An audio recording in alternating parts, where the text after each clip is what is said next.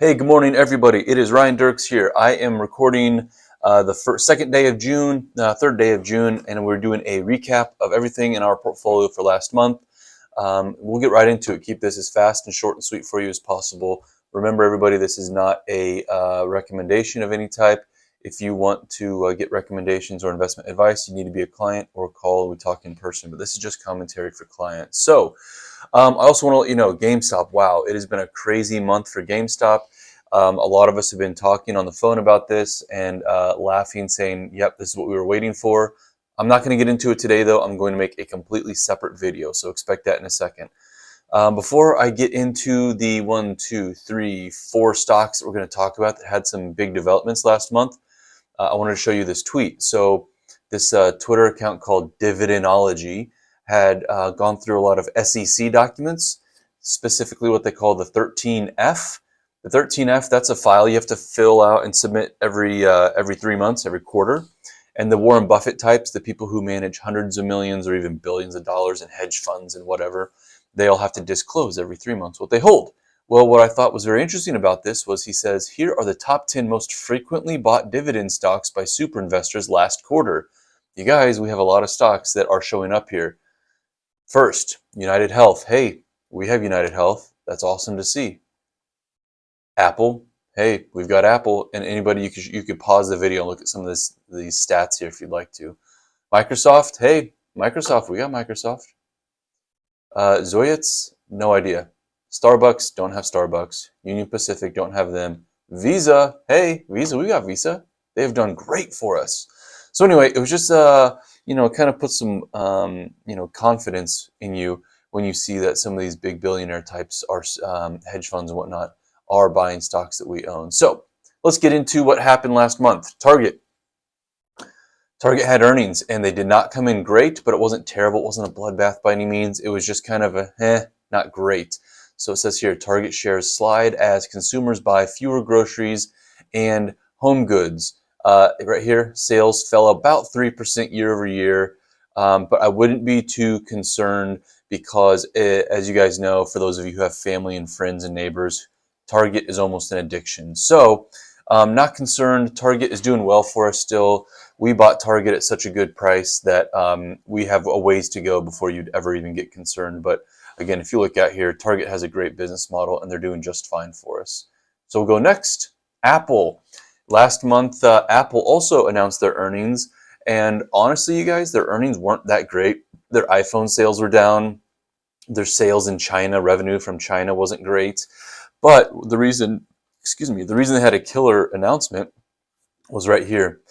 It says Apple stock surges after the company announces a $110 billion share buyback, the largest in history. Now, I'm not sure. I think I read that's the largest buyback of any company ever. But regardless, that is a massive buyback.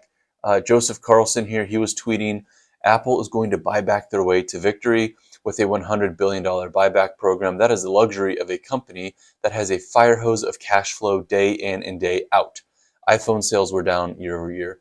So yeah, the fact is, Apple actually isn't exploding upward with sales of iPhones and computers and all that kind of stuff, but they've got a ton of cash on hand, so they'll keep it going. I did see some people talking about this is kind of what companies do when they start to their innovation, their stance as the number one leader starts to crumble. So we'll see. It's Apple. They're a great company, well managed. We'll see how that unfolds. Also last month, Apple had said, now this actually, I will say, this could actually be huge for Apple.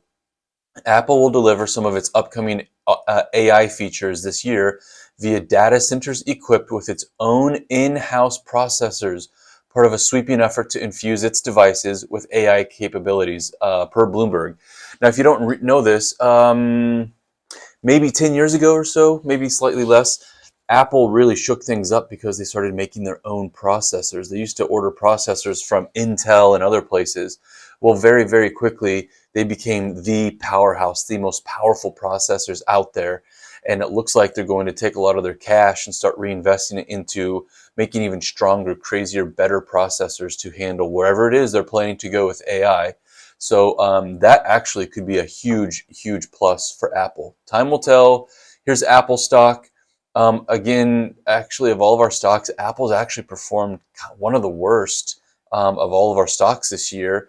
If you guys look at your statements, we bought a huge chunk of Apple right in here somewhere. But anyway, we're positive for the year, and you guys know Apple. We're going to be doing fine with Apple. So let's see. Okay, next a stock that we know, ADP.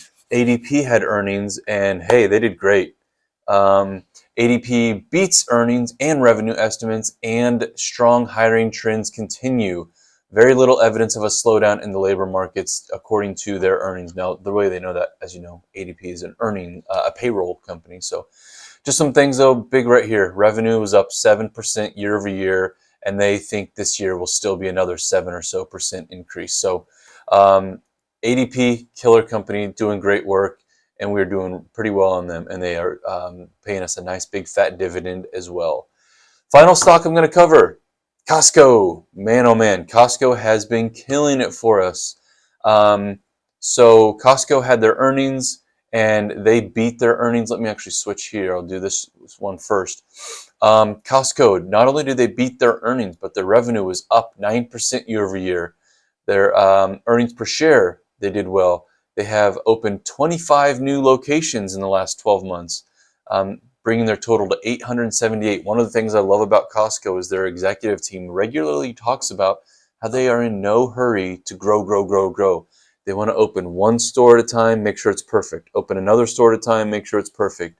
So, and then finally, if you want to break down where all their earnings came from, their U.S. was up, the company as a whole was up worldwide, and e-commerce was up.